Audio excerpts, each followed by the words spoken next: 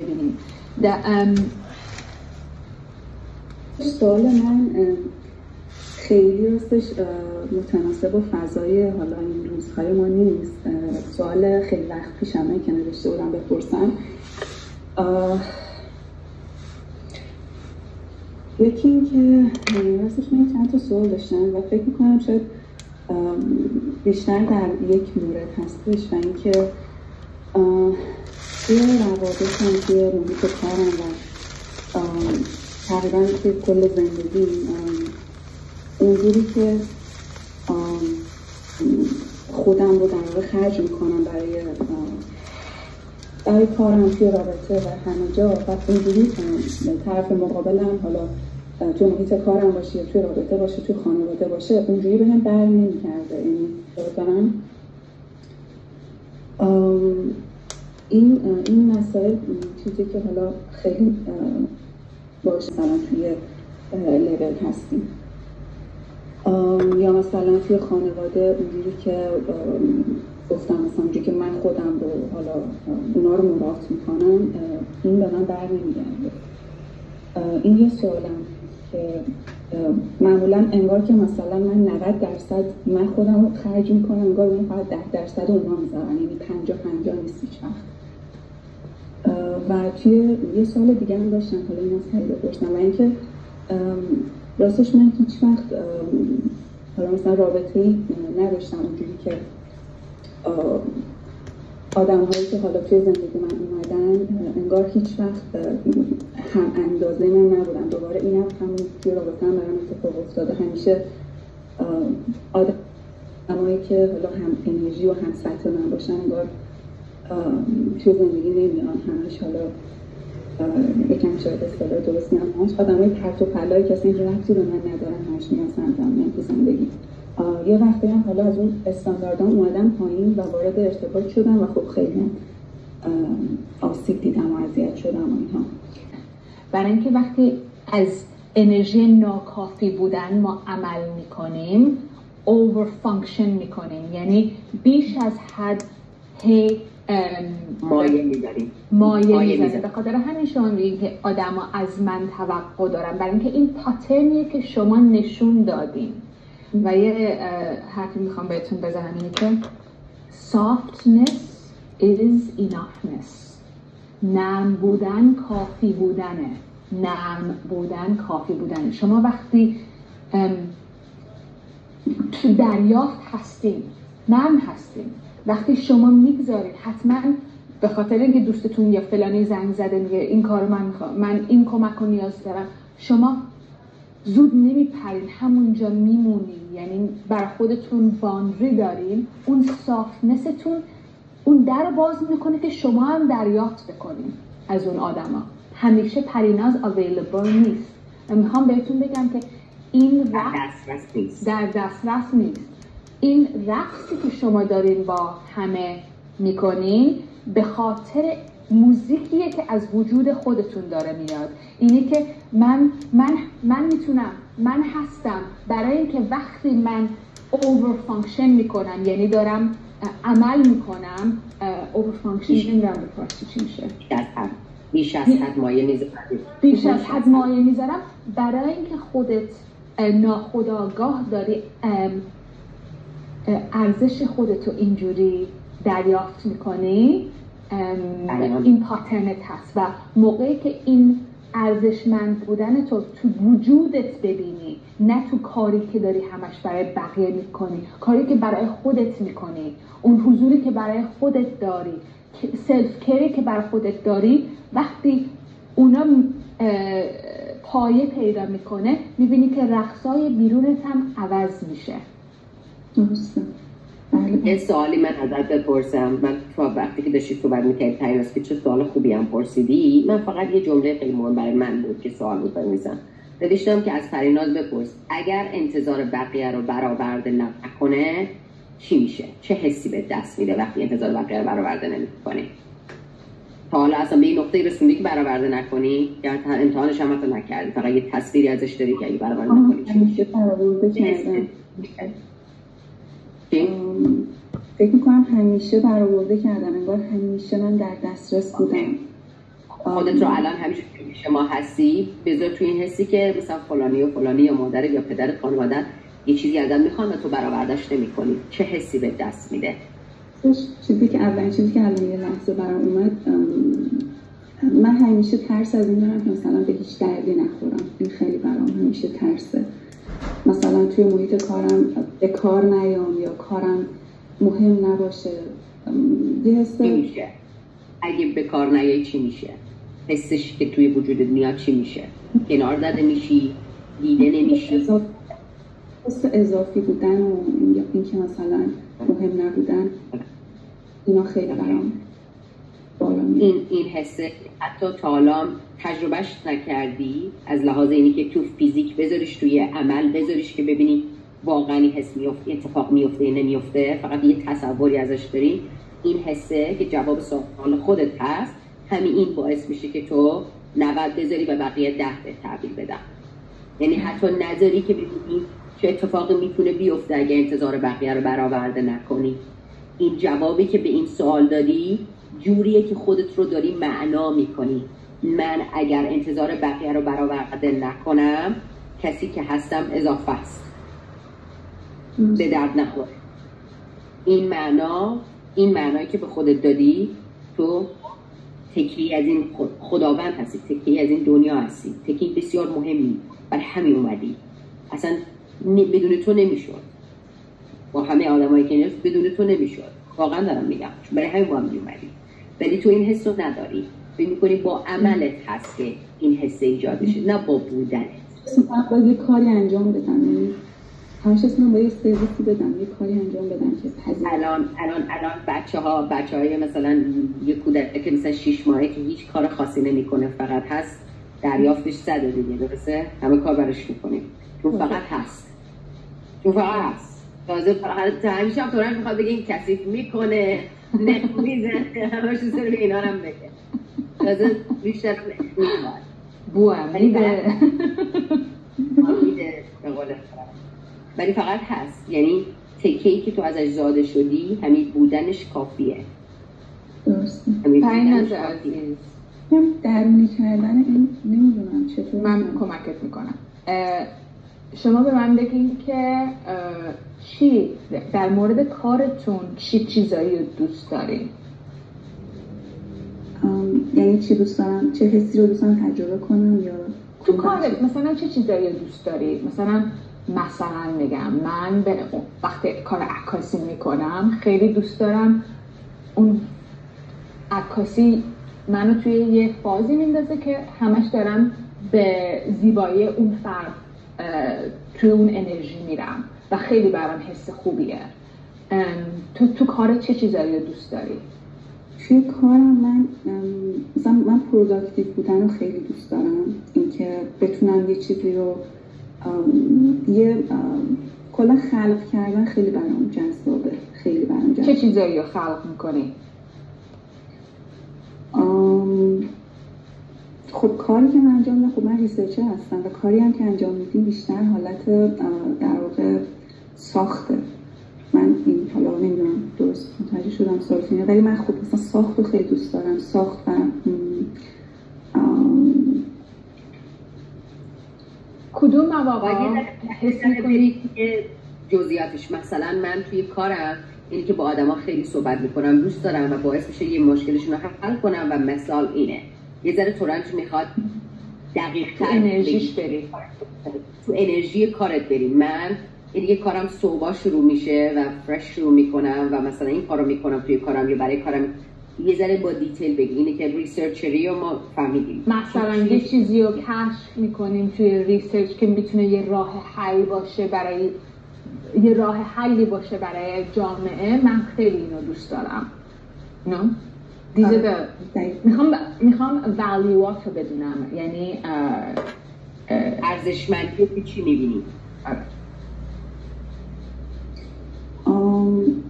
ارزشمندی رو راستش الان یکم چرا ریسرچر شدی؟ راستش من ریسرچر هستم و تدریس هم میکنم. تدریس هم راستش خیلی دوست دارم. اگر حالا چرا؟ اینکه کمک کنم معمولا خیلی دوست دارم، خیلی آموزش دادن دوست دارم، به خاطر اینکه کمک کنم مثلا یه مسئله رو کسی بهتر بفهمه، راحت‌تر یاد بگیره. آموزشم خیلی خیلی از بچگی برام خیلی همچین جذاب بوده و این برام یه مدل مثلا خدمت کردن به حساب میاد. برام خیلی لذت بود. آفرین. تو این حسو که داری تو خودت، تو بچگی، از بچگی آموزش رو خیلی دوست داشتی، یاد گرفتن رو خیلی دوست داشتی، به خاطر همین تدریس کردن رو دوست داری، برای اینکه اینا با هم یه رقصه و این اون کیفیتیه که من میخوام تو روش لاک کنی، تو کیفیت کارت، که اون وجود تو، اون پریناز کوچولو رو اکسایتد میکنه. دوست دارم تمرینت باشه که فوکست باشه روی این ارزشمندی ها، روی این کوالیتی، روی این انرژی هایی که بهت شوق میده، بهت اون سرمستی رو میده، بهت اون عشق و اون آرامش رو میده.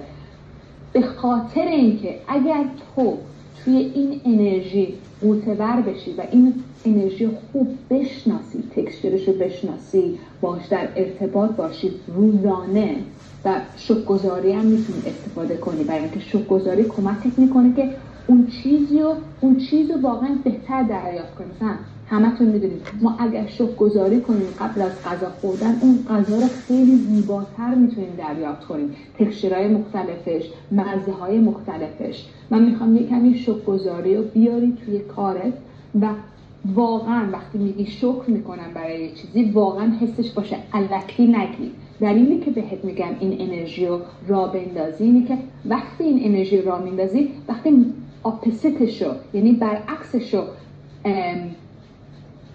تجربه میکنی، میتونی مزهش رو بفهمی.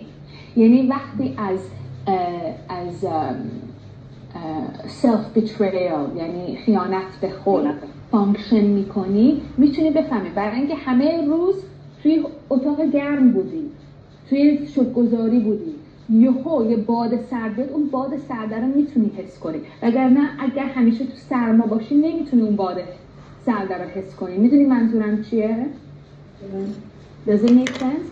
وقتی تو شروع میکنی به تست کردن مواقع‌هایی که داری از اون باندریت میاد بیرون، یه حس کدری داره، یه حس کوچیک شدن داره که یه کسی میاد ازت میگه که خب پریناز بیا اینجا، تو این کارو بکن. تو میدونی already maxed out هستی، یعنی بیزی هستی، نمیتونی به اونم برسی. به جای اینکه بگی نه، میگی آره، و اونو میتونی کاملا حس کنی. اگر تو اون حس خوبه باشی، بدونی چرا کارتو دوست داری، یه چیزی که خیانت به خود رو داره، انرژی خیانت به خود رو داره، میتونی تشخیص بدی و بعدش اون موقع باید برگردی همون لحظه بگی، قبل از اینکه جواب بدی، یه مکس کن، بگو پریناز تو کافی هستی و کافی بودنمو، من کافی بودنمو توی اون حسای ارزشمند، اون وقتی من کارمو دوست دارم، در ارتباط هستم با ارزشمندی خودم، و وقتی از اون باندری میام بیرون و شروع میکنم به خیانت به خود،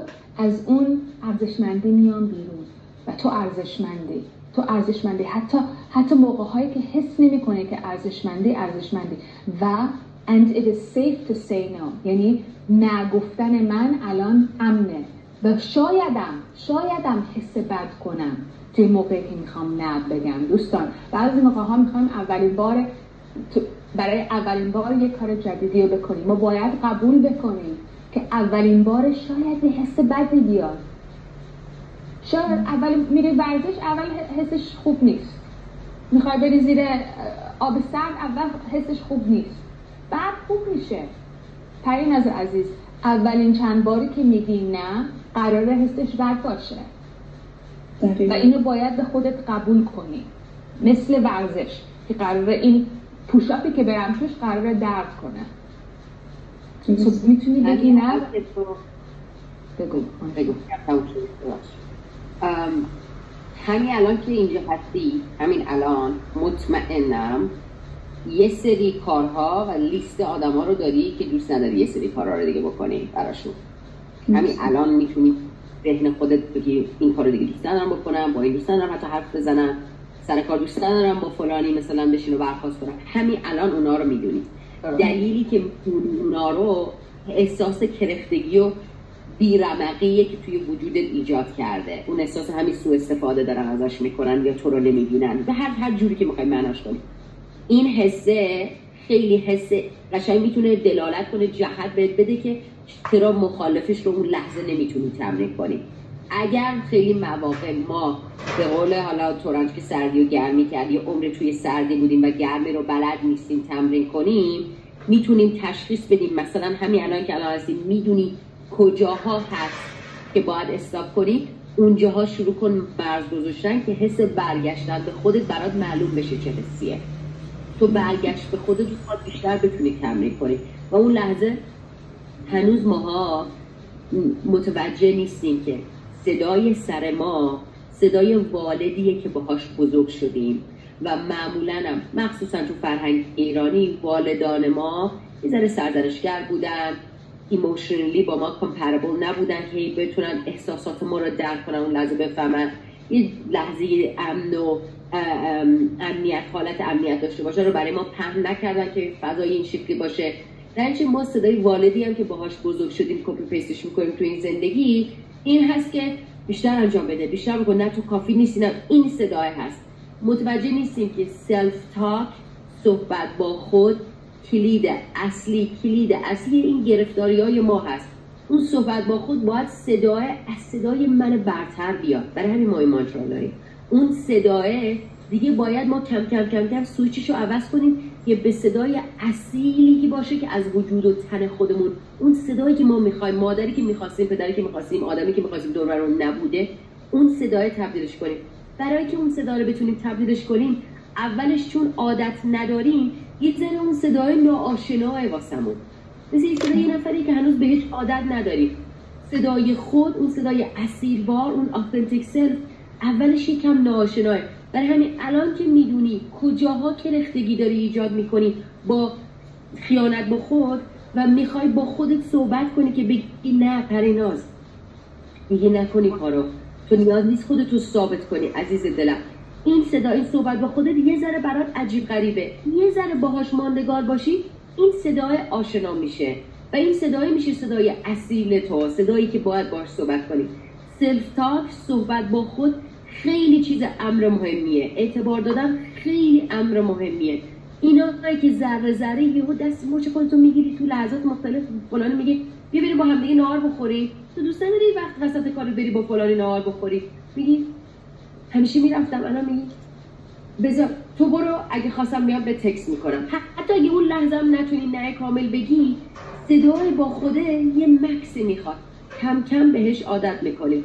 اگر جواب سوال اینه که اگر انتظارات بقیه رو برآورده نکردم، این هست که من اضافی هستم، تو اون نقطه‌ای که احساس اضافی میکنن باید یک لحظه با خودت بمونی و با یه سفتاکی که شفقت با خود داره، صدای خدا هست، تو اون لحظه خلافش رو، تضادش رو به خودت، به جسم و حسات معرفی کنی. گفتی یه راه حل بدیم، راه حلش اینی که جواب سوال رو خودت دادی، اون لحظه باید بتونی مچ خودتو بگیری و یه سفتاک بسیار مثبت داشته باشی که خیلی هم سخته چون عادت به اون صدا نداری. خیلی سخته. من این هفته اولین باری بود که یعنی چند باری نگفتم حالا به آدمای اطراف، آدمای زندگی، و همش میرفتم توی حس عذاب وجدان که مثلا خب اولین باری بود که مثلا به اون آدما نمیگفتم. این خیلی برام سخت. ولی همون موقع میتونی اون سلف تاک رو روشن کنی و بگی که I am enough even when I say no. I am enough because I say no. من کافیم حتی اون موقع‌هایی که نمیتونم خودم رو با بقیه قسمت کنم. همون موقع‌هایی که میگم نه کافی بود، من کافی هستم، در این لحظه کافی هستم. پایین شروع کن به وقتی نمیگی، همون لحظه با خودت، با سیستم بدنت صحبت کن و بگی که تو امنی و تو ارزشمندی. ما هیچ وقت نمیتونیم حس ارزشمند بودن رو اصلشو از حرکتی که از ترس ناکافی بودن میکنیم. اگه کاری رو از ترس ناکافی بودن انجام بدیم، نمیتونیم با اون ارزشمندی هیچ وقت بشینیم. میتونیم که یه حس فالس او الکی، شما میدونید خیلی میبینید توی سوشال میدیا خیلی ها هستن که خیلی فالوور دارن ارزشمند بودنشون رو از یه سری چیزا دارن الکی تجربه میکنن که واقعا اونجا نیست، و تا موقعی که اونجا دارن دنبال ارزشمند بودنشون نگاه میکنن، مثل این موشا هستن که روی این چرخا میدوان و به هیچ جا نمیرسن، همونجا میمونن، 10 سال دیگه 20 سال دیگه روی اون چرخه هستن، هی دارن سعی میکنن خودشون ثابت میکنن. و اینم مثل همونه پریناز، فقط توی فرم دیگرش. و یه چیز دیگر که میتونی، و این آخرین چیزی که من میگم، یه چیزی که میتونی اون لحظه نداری میگی و سختته، به خودت یادآوری کنی که من سالم، اون لحظه داری سلامتی تو عزیزم تجربه میکنی، روان سالم رو داری. من سالم خیلی ارزشمندتر از اینه که من خودم رو ناسالم کنم برای جامعه. اون لحظه من سالم بود، سلامت رو داری تجربه میکنی.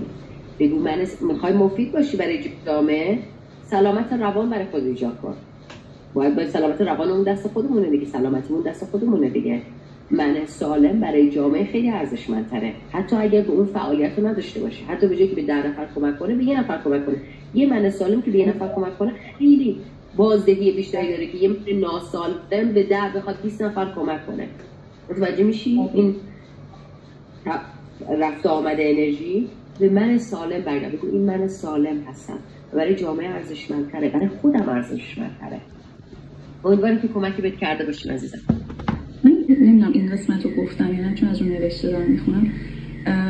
میدونم که باید کوک باشم به فراوانی ها و همه اینها، یعنی خیلی خیلی من هر لایو شما رو حداقل 10-15 بار نگاه میکنم، ولی این خیلی برام دوره.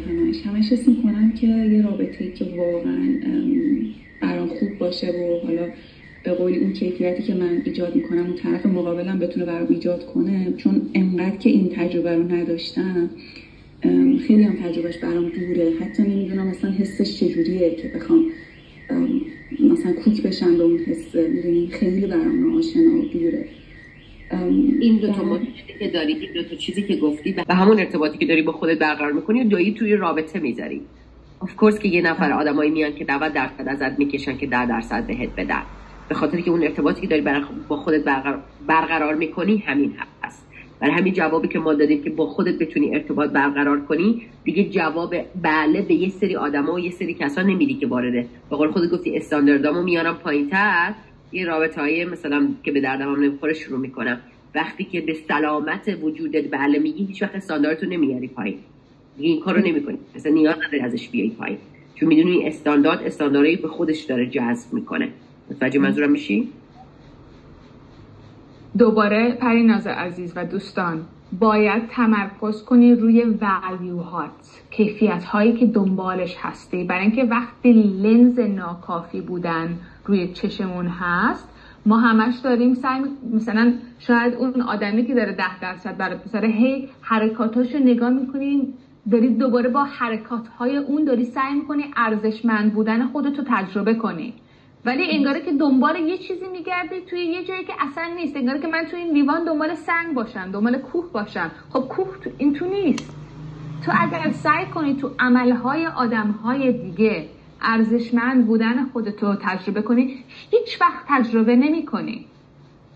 تو موقعی توی ارزشمند بودن هستی تو در رابطه ها، موقعی که بگی که من پریناز دنبال این کیفیت ها هستم توی یک نفر و به جای اینکه تمرکز کنم که آیا این آدم منو دوست داره یا نه، تمرکزم هست که آیا من میپسندم این آدمو، آیا کیفیت هایی که ما توی زندگی برامون پرایوریتیه، یعنی اولویت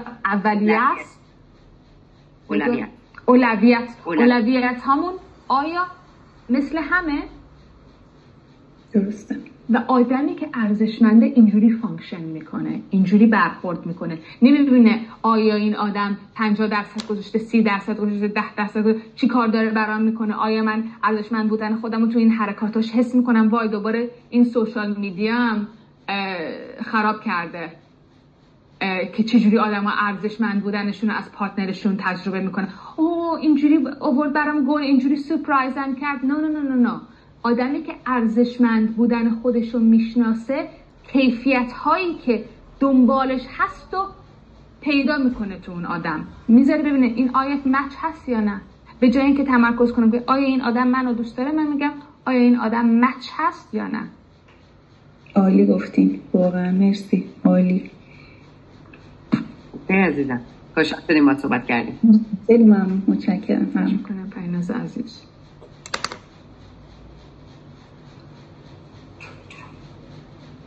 اوکی.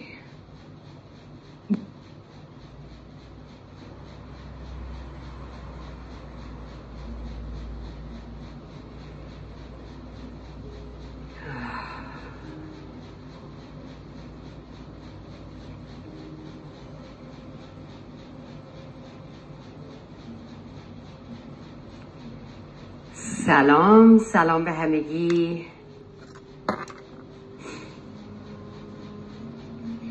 خوش اومدین به یک روز دیگه و یک لایو دیگه. نمیدونم صدا تصویر من رو خوب دارید یا نه.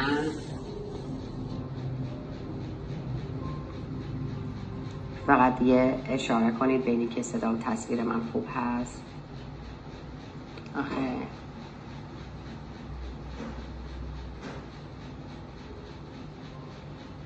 خیلی عالی. سلام به همگی، خوش اومدین به یک روز دیگه و یک لایو دیگه. برای عزیزانی که اولین بار هست توی پیج من هستن، تو این صفحه هستن و تو این لایو دارن شرکت میکنن، خوش آمد بهتون میگم. امیدوارم که این صفحه خدمتش رو به شما بکنه. الان من حدوداً چند سال هست که تو شبکه‌های اجتماعی فعالیت دارم و بیشترم میام در مورد چیزی که به من کمک کرده توی زندگی، مسیر رو یکم برای من روشن‌تر کرده، شفافتر کرده، در موردش صحبت میکنم. ویدیوهای قبلی من رو میتونین از توی یوتیوب من و تلگرام من ببینید که لینکش توی بایو پیج هست، دسترسیش خیلی راحته. معمولا هم میپرسن که موضوعات چی هست، خیلی موضوعای متنوعی هست ولی همش برمیگرده به انرژی اون روز، انرژی اون هفته، نیت اون هفته، نیت اون روز. و یه چیزی هم که همیشه من دوست دارم تکرار کنم این هست که اولش بعضی وقت بعضی موضوعها که برای ما جدید هست باید بردباری داشته باشیم و تحمل کنیم که کم کم کلام بر دل و جانمون بنشینه. اولش بعضی وقت خیلی پیش میاد که بیان بگن که نمیفهمم چی میگی یا متوجه نمیشم منظور چیه. یه ذره ماندگار باشید اون هم حل میشه. حقیقتش برای اینکه امروز در مورد چه موضوعی صحبت کنم، این 2 هفته اخیر هزاران موضوع توی ذهن میاد که آدم دوست داره روش یه تمرکز دیگه ای بکنه و خب نگاه ها به زندگی یکم عوض شده. مطمئنم هر کی به شکل خودش و نحو خودش، بچه خارج از کشور یه شکلی، بچه که توی ایران هستن به یه شکل دیگه.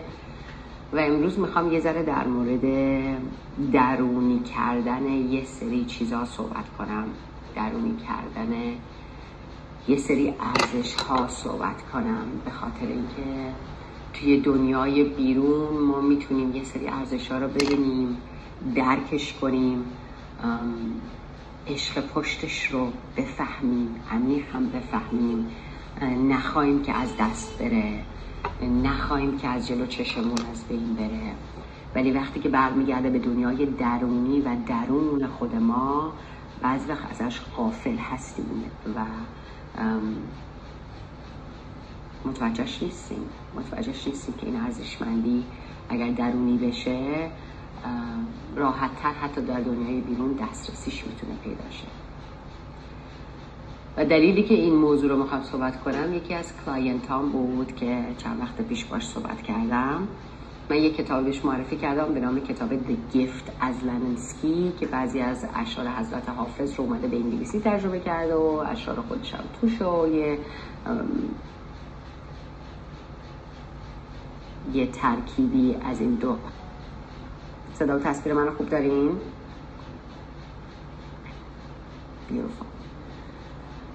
و این کتاب بهش معرفی کرده بودم که بخونه و کتابو خرید. بعضی وقت اینجا از آمازون میتونی کتابا رو دست دوم بگیری. بعضیا کتابو خوندن یا حالا دوست نداشتن یا دوست داشتن یا خدمت رو بهشون کرده، خدمتی که باید، و کتابو رها میکنن به دست نفر بعدی برسه و تو آمازون اینجا میتونی کتابو دست دو بگیری.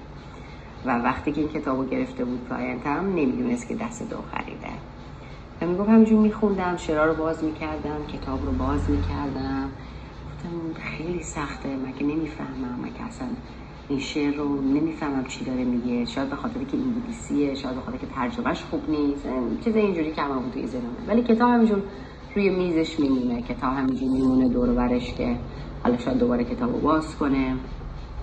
و این موضوع، این مثال رو دارم میزنم چون همین ارزشمندی دور و بر زندگی خودمون خیلی هست و تا اینی که یه درگاه معرفت قلبی بهش باز نشه، ارزشمندیش رو مثل یه اسپانج آب میریزی، آب به کل خوردش میره، درک نمیکنه. یه روز صبح که حالا من خیلی خوب نبود، در کتاب و صفحه اولش رو باز کردم، دیدم یه نوت کوچیکی جلوی صفحه اول نوشته شده، یعنی نفر اولی که اینو خریده بوده به نفر دوم داده، براش یه نامه کوچیکی نوشته بوده و حالا اون کلاینت من نفر سوم حالا 4 نیست اینو خریده و اون چیز کوچیک، پاراگراف کوچیک، اون نوت کوچیکی که نوشته شده به عزیزی هدیه شده این کتاب که هم اسم حالا کلاینت من میگه یک دفعه خیلی مغلب شدم، خیلی احساساتی شدم، مثلا انگار برای من نوشته شده بود، انگار منتظر همچین نامه‌ای بودم، انگار منتظر همچین نوتی بودم، انگار یه دفعه قلبم رو باز کرد و شدیداً شروع کردم به گریه کردن و وحشتناک احساساتی شدن. کتابو گرفتم تو بغلم، چند ساعت همینجوری گریه می‌کردم پای میز صبحونه که نشسته بودم. و گفت حالا میدونی چی جالبه؟ گفتم چی؟ گفت کتاب رو میفهمم، از بعد از اون اتفاق معنی اشعار رو میفهمم شعر چی میخواد بگه، شاید کلمه به کلمه نفهمم ولی کل کتاب رو الان دیگه درک میکنم. و برای من عجیب نیست و مطمئنم برای خیلیایی که الان دارن به این لایو گوش میدن، برای شما هم عجیب نیست. برای شما که دارین به این داستان گوش میدین مطمئنم عجیب نیست، چون کسی که میگیره میفهمه که وقتی در معرفت، در عشق، در اون دریافته باز میشه، حالا با یک کلام، با یک کار، با یک ابزار، با یک روش، با یک رفتار، با یک انسان، با یک نور دیگه میشین کنه و یک دفعه برای این فرد، حالا تو این مورد، دریافت اون پیام، دریافت اون عشق که حسیه که پایین میاره ما رو، یه تجربه، یه تحقیق. به یک سری آدم ها میگن که اگر تو بخوای الان مثلا امسال $1,000,000 در بیاری چقدر احتمالش وجود داره و اکثر آدم ها میگن 3% احتمال وجود داره. اصلا تو جای کاری نیستم که الان اصلا هیچی. بعضی ها میگن حالا یک، اونا اون تست خیلی حالا مثلا به خودش اعتماد داره تا حدی میگه 5 و میان اون استاد رو عوض میکنن و اون فرد رو عوض میکنن که سوال میپرسه و سوال رو اینطوری میپرسه، میگه که اگر به شما الان بگن و میان از بزرگترین استاد مرگ از اون استفاده میکنن، میگن که اگر به شما الان بگن همه عزیزانتون رو امسال از دست میدین مگر اینکه $1,000,000 در بیارین، میگن 100% در میاریم، 120% در میاریم، حتما این کاریش میکنیم، راحت‌تر باشون روبرو میشه.